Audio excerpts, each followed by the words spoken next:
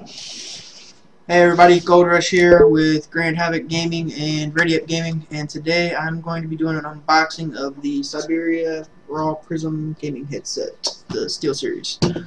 So let's open it up and see what's in the box.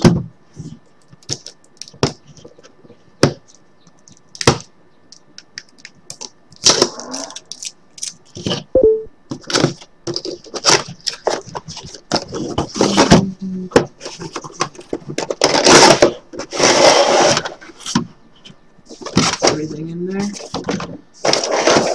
comes with these little instructions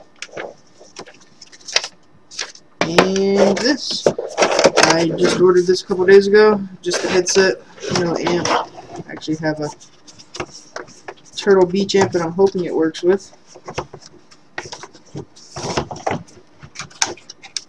Let's get it out of here and see what it looks like.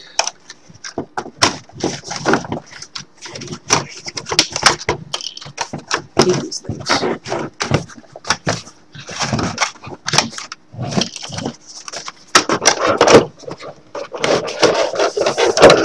So that's pretty much it. Just a headset. It feels very, very light.